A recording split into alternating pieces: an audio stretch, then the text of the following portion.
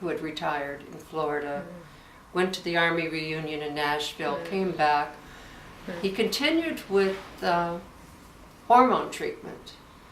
And then the following year, he seemed all right, so we went off for a 2-month trip to Europe, Ireland. I spent 3 weeks there, 2-3 weeks in France, a week or 2 in Italy, and came home just after 9/11. In fact, 9/11 prevented us from getting home on time. So we just continued with our life. It just seemed every point we had a reprieve, and then it would show up again, and then we'd start over. And so you're back and forth, and now we're sort of into road trips. I'm going to retire this month, August 31st, and we're going to start taking road trips. I'm willing to take some risks with this, and I don't mean I'm foolhardy. I'm just saying quality of life is important too. And so we went to see the doctors. I wanted to go back to Chicago for a month. Actually, I wanted to go longer than a month, but at least a month. And I think it's part because I see the end of my life coming, and part because I've been interested in genealogy, and I feel like I got to get this stuff done, because once I go, there's not anyone going to do this. And so I wanted to go back to Chicago and kind of immerse myself in the family. And so the doctors talked to me about either going on chemotherapy, which would require me to get this infusion every 3 weeks, or this clinical trial that would require me to go in twice a week for a couple hours each time for the infusion. And I said, look, I don't want to get involved in this stuff until I make this trip to Chicago. So there's a little risk there, because you are worried about that, and there was risk. But they said, no, that's all right. You go ahead, and when you get back, we'll do this. And my PSA had gone up to 230 by the time I left, and when I got back, it was at 870. And had I known that, I might have postponed the trip. But anyhow, I went back to Chicago, and I rented a condominium in downtown Chicago, and Paula went with me. And we had a little setback there because her mother had a stroke, and so instead of, it was in the hospital, and so instead of her being able to spend the whole month with me, she flew back and forth and spent half of the time with her mother. So what are some of the things you've learned from your life, and what are some of the values that you've tried to instill upon your children and would like to, instill upon your grandchildren and their grandchildren? Well, I don't, well, that's an oversimplification. I was going to say, I don't think you ought to waste your time. I think it's important. I think work is important. Work was important to me. And I think you ought to be good at what you do. I used to tell Paula, I didn't care if Eddie was a janitor or what he was, but he has to be fulfilled by the job and be good at it, so that he comes home from work saying, I did a good job, I did a good day's work. I think the most important thing for me is the family. It's clearly the most important thing for me. One of my biggest regrets because of this illness is that I won't be able to spend time, that my grandchildren won't get to know me. And I hope, through this film, maybe they'll get to know me a little better. But I wanted to be able to influence their lives, but I don't know exactly what to say. It's up, again, you ought to do something with your life. You ought to try to leave something in the world a better place. And can you help me? You're a liberal Democrat, and in an industry that was fairly conservative. After all, he was fighting or working in defense. He was a fairly tolerant man for all of the arguments that we went through in the Vietnam War and now the Iraq War.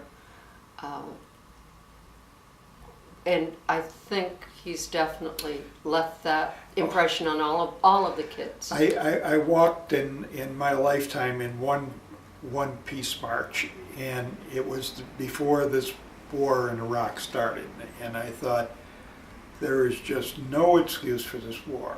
There's no excuse whatsoever, and so I went out and walked, and someone said, did you think it did any good? And I said, no, I don't think it'll do any good, but I'd like the people in Washington to know that people are concerned, and I certainly was concerned, and I think it's devastating what's going on here, and so politically, that's where I was coming from, and I recommend that for the kids. Be concerned about other people. Right. Those are good values. Yeah. We spend a lot of time taking care of the grandchildren. Yeah. And Miles, our grandson, loves to hear Grandpa tell stories about when he was poor and little. So whenever he stays overnight here, he says, Grandpa, tell me a story. Oh, that's sweet. Like the time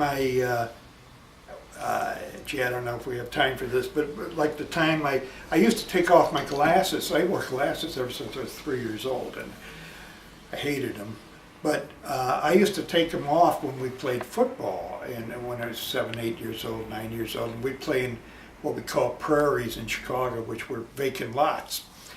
And I remember this one time, I took off my glasses and I put it right near something so I'd know where it was, and I don't know, it was maybe another kid's school books.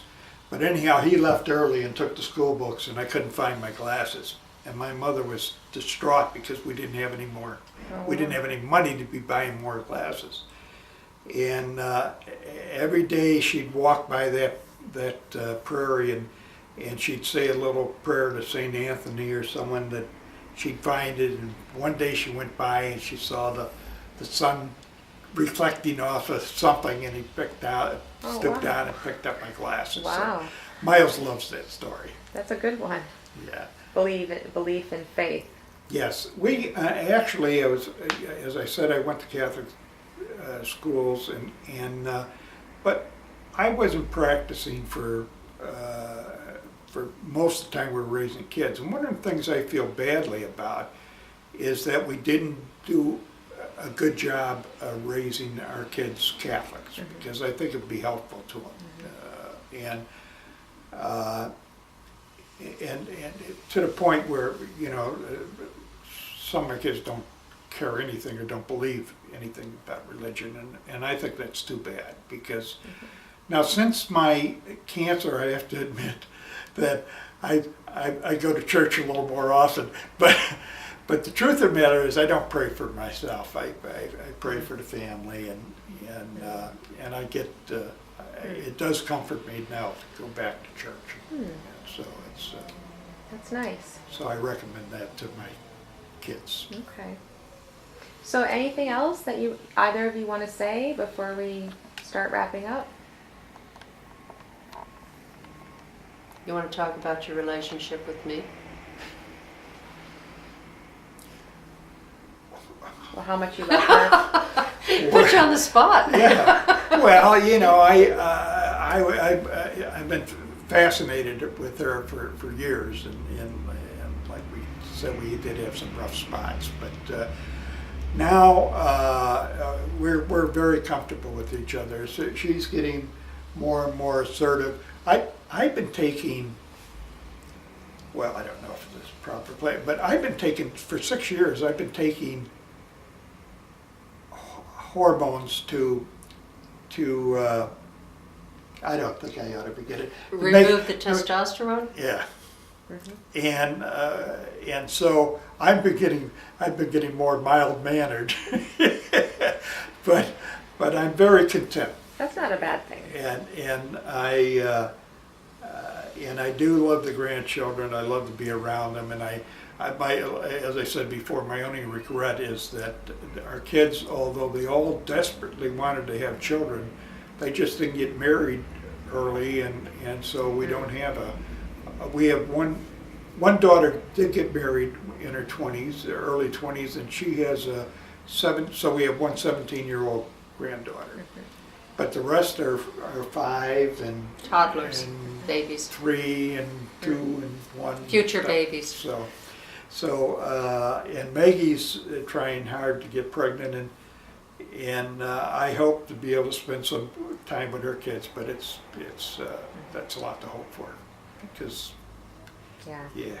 So anyhow. And how about Paula supporting you emotionally through all of this? Oh, she's very good to me.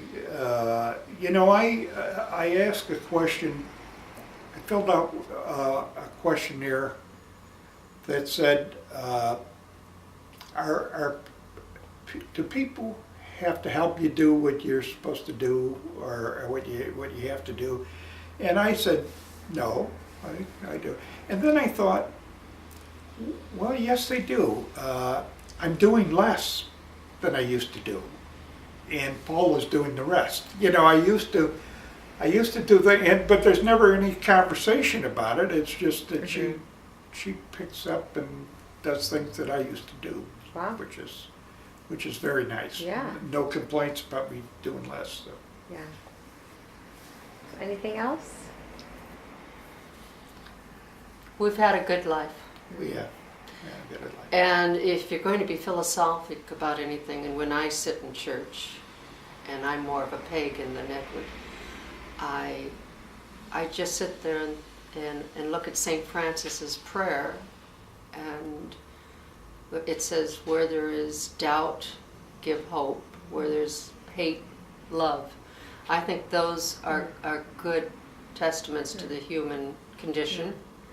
And I think Ed and I have tried to do that with our kids and with each other. Compared to a lot of married couples, I think we have a hell of a lot of fun. That's great. We hate to get out of bed. Okay, let's end on that note.